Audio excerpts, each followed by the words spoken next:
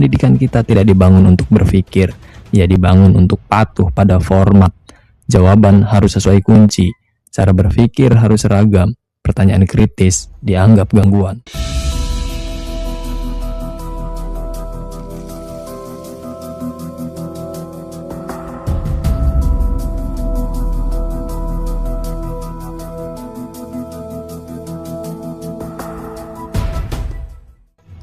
Selamat datang di Memprotes Dunia, tempat di mana pertanyaan yang dianggap tidak sopan justru kita rawat pelan-pelan. Hari ini kita bicara tentang satu kegagalan besar yang terlalu sering disamarkan sebagai tantangan. Kita selalu mulai dengan kalimat yang sama, pendidikan adalah masa depan bangsa. Kalimat itu terdengar indah karena setiap kali diulang, ia tidak pernah diikuti pertanyaan yang jujur. Kalau begitu, kenapa masa depan selalu terasa ditunda? Pendidikan Indonesia tidak runtuh karena satu kebijakan, ia gagal karena kebiasaan kolektif untuk tidak pernah mengakui kegagalan. Kurikulum berganti, nama menteri berganti, slogan berubah, tapi ruang kelas tetap sama, guru yang lelah, murid yang kebingungan, dan sistem berpura-pura semuanya baik-baik saja. Kita menyebutnya itu adalah penyesuaian, padahal itu adalah ketidakkonsistenan yang dilegalkan. Setiap beberapa tahun, anak dipaksa beradaptasi pada visi baru yang bahkan belum sempat diuji. Sudah diganti lagi. Eksperimen berjalan, lalu yang diuji siapa? Yaitu generasi. Dan ketika hasilnya tidak sesuai dengan harapan, yang disalahkan selalu individu. Entah muridnya yang kurang rajin, atau gurunya yang kurang inovatif. Sedangkan sistem selalu saja lolos dari meja terdakwa. Pendidikan kita tidak dibangun untuk berpikir, ia dibangun untuk patuh pada format. Jawaban harus sesuai kunci, cara berpikir harus seragam, pertanyaan kritis dianggap gangguan, bukan potensi. Kita tidak mendidik anak untuk memahami dunia, kita melatih mereka untuk menghafal cara lolos ujian. Dan lucunya, setelah lulus kita masih saja heran kenapa mereka gagap menghadapi realitas. Sekarang mari kita bandingkan dengan negara-negara yang mempunyai sistem pendidikan yang lebih stabil. Kurikulum bukan alat pencitraan politik, ia adalah kontrak jangka panjang antar generasi. Perubahan dilakukan secara perlahan, berbasis data, dan yang terpenting, dievaluasi secara terbuka.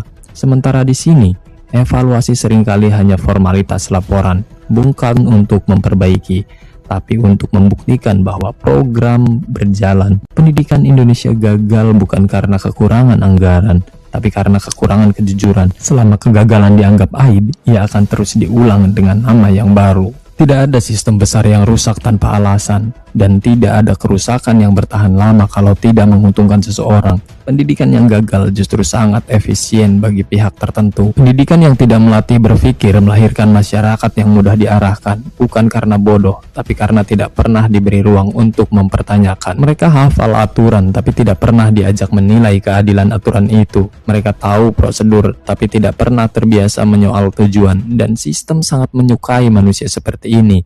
Manusia yang sibuk bertahan hidup, bukan sibuk bertanya, kenapa hidup harus seberat ini? Setiap kegagalan pendidikan melahirkan proyek baru, nama baru, pelatihan baru, dan buku baru.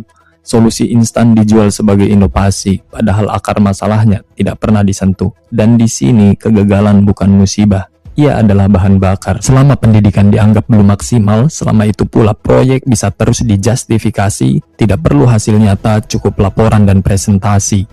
Pendidikan yang gagal tidak pernah benar-benar meratakan kesempatan. Ia menciptakan ilusi mobilitas, tapi menjaga jarak tetap utuh. Yang punya akses akan selalu menemukan jalan, sedangkan yang tidak, ya akan terus disuruh bersabar dan berusaha lebih keras. Kita menyebutnya meritokrasi, padahal yang bekerja adalah seleksi diam-diam. Dan selama pendidikan tidak mengajarkan kesadaran struktural, ketimpangan akan dianggap nasib pribadi. Sistem yang gagal selalu butuh kambing hitam, dan pendidikan menyediakan itu dengan rapi. Murid malas, guru tidak kompeten, orang tua tidak peduli. Jadi, pendidikan Indonesia gagal atau ia berfungsi persis seperti yang diharapkan oleh mereka yang menyukai tetap seperti ini. Narasi publik selalu sederhana, pendidikan buruk karena guru kurang kompeten atau murid yang tidak mau belajar. Narasi ini sangat terapi, mudah dicerna, dan yang paling penting ini salah alamat. Bukan guru pencipta sistem, murid bukan penentunya. Tapi keduanya ditempatkan di garis depan kegagalan, tanpa senjata, tanpa suara. Guru dibebani dua peran yang saling bertabrakan, sebagai pendidik dan sebagai pelaksana administrasi.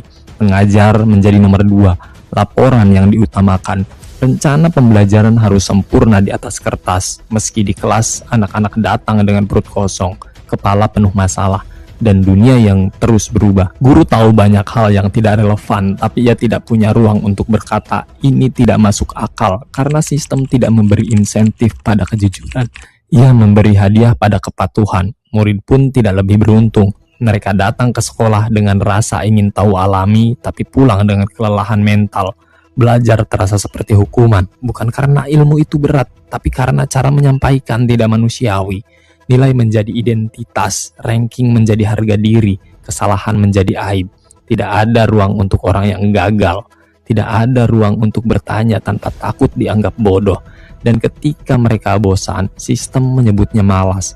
Di titik ini, guru dan murid sebenarnya berada di sisi yang sama-sama terjepit. Tapi sistem butuh ilusi konflik agar energi habis untuk saling menyalahkan, bukan untuk mempertanyakan grand design. Guru frustasi pada murid, murid sinis pada guru, padahal akar masalahnya sama. Pendidikan yang lupa pada manusia. Kita jarang bertanya apa yang terjadi kalau guru diberi otonomi, apa yang terjadi kalau murid dipercayai berpikir, karena pertanyaan-pertanyaan itu sangat berbahaya yang mengganggu stabilitas sistem yang nyaman.